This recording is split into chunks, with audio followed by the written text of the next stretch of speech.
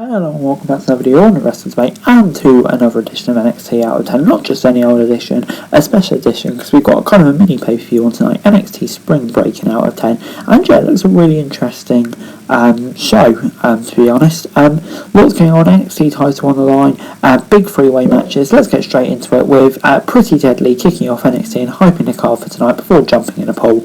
And then we've got Cameron Grimes versus Carmelo Hayes versus Solo Sikoa. Trick Williams is at ringside and Carmelo Hayes slaps Sikoa right off the back. Sikoa got a back body drop at Cameron Grimes, who came in with a soft kick before Hayes rolled out of the ring. Hayes then got some big springboard dives before he was hit with a senton from Sikoa, but managed to get his knees up in time. We then got a Tower of Team spot before Sikoa powerbombs Hayes on top of Grimes. Sikoa followed up with a spinning Uranagi before Grimes dropped him from the ropes with a kick.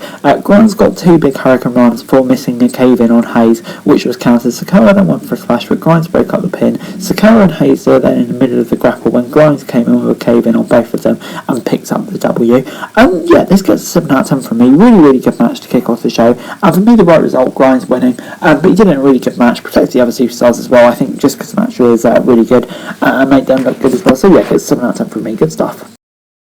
We then saw Mandy Rose at the tanning booth and Wendy Chu stuck on her and changed her settings on the machine, which turned her into Mandy Orange, which was quite funny to be honest. Before backstage, Dynamite looked like they were getting a little tired of their leader, Roderick Strong. Harlow and Duke Hudson were backstage and had some tension before they both walked out. We all know what happened this week, so it'll be interesting to see where that goes. But anyway, next up was Nathan Fraser versus Grayson Waller. Fraser made his quite epic NXT debut against Waller and caught him with a headlock as he tried to break it, but Fraser went right back to it. Waller was sent outside and run back before Fraser came in and hit a dive. Waller then got some clubbing blows as we went back to the ring and sent Fraser outside before tanning him with a clothesline. Waller then tore up one of the decorated beach balls before he headed back to the ring. Cesaro, you think it's Cesaro, pal, don't you? Back after the break, Fraser got a series of super kicks, but Waller still had control of the match. Waller dropped Fraser from the top rope before setting him up for a dive, and an air horn from Andre Chase made him fall down. Fraser used the distraction to hit a reverse Phoenix Splash and picked up the victory. Yeah, overall this gets a 7 out of 10 from me. Good little match, and really good introduction for Nathan Fraser, really good entrance music. I liked him as Ben Carter, and generally excited to see what he can do on the main brand of NXT, and it's a big win to kick his stint off there. Santos Escobar and Tony D'Angelo were at a mob-style business meeting at a very cramped Italian restaurant. Escobar said that no one trusted D'Angelo's leadership and that the latter was playing games with him. Tony then said there was enough business in NXT to split the two families. They proposed a truce and apologised to each other for shaking hands and toasting for peaceness. And you're interested to see where it goes. It does look interesting. Before the Viking Raiders backstage and were greeted by Pretty Deadly, the Vikings pressed the champions, who quickly scurried away. Didn't make sense with what happened later on, but yeah, we'll get into that later. Now, Natalya and Nash Legend were then taking on Cora Jade and Nikita Lyons. Natalya and Nash isolated Jade right off the bat, but Jade managed to get a near fall for roll-up. Lyons then came in and helped Jade take Natty down before she got the tag to Legend. Legend then hit vertical suplex on Lyons before the two dropped outside the ring. Back after a break, Legend and Natalya isolated Jade once more and managed to keep her from making the tag. Lyons and Nash were then in the ring when Natalya accidentally kicked Legend. She tried to apologise to Legend but was tossed out of the ring. Lyons then landed her split drop on Legend before Cora hit a senton and picked up the victory. Yeah, this goes to 6 out of 10 from me. I mean, like, it's probably one of the weakest things on the show, to be honest. Didn't really think much of it. Yeah, it kind of just felt there. It just gets at the singles match already, to be honest. 6 out of 10.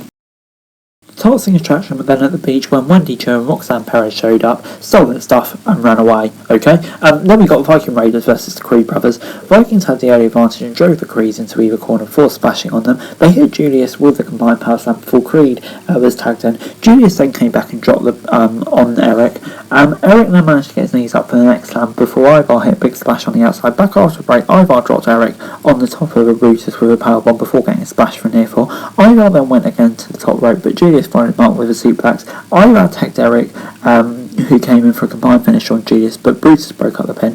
Roderick rushed in and hit Eric on the ropes with a knee strike, and the Creeds used distraction to pick up the victory. Yeah, this goes a 7 out of 10 from me. I like what they're doing with the Creeds at the moment, just kind of making them feel like they're the best tag team in NXT, and without bad luck, they definitely be champions. Beating an established main roster team is good as well. 7 out of 10 from me. Santos Escobar was backstage and kidnapped AJ Galante in order to get Tony D'Angelo back before we got Bronbreaker v Joe Gacy for the NXT title.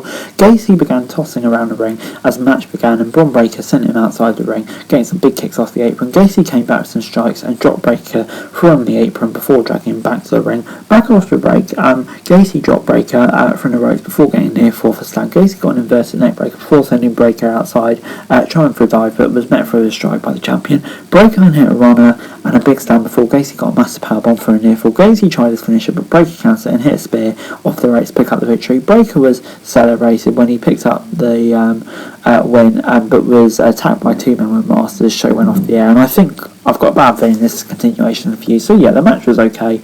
I mean, I guess a 7 out of 10 from me, but yeah, I mean, like, I wasn't too sure about this whole program really from the start, so I hope it doesn't continue, but I think it might do. But yeah, that's 7 out of 10 from me.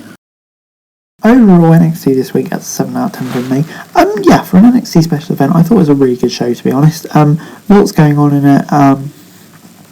Great matches, and yeah, I think some storyline developments will come after this week, and yeah, I'm kind of intrigued to see what they are. So on the whole, I'd say it's a successful kind of special NXT this week. But anyway guys, that's the video. Thanks very much for watching. To like, share, subscribe, and lots of comments down below to follow us. Thanks for daily wrestling news, and subscribe to the channel on screen, and that'd be greatly appreciated. Thanks very much for watching. Peace out.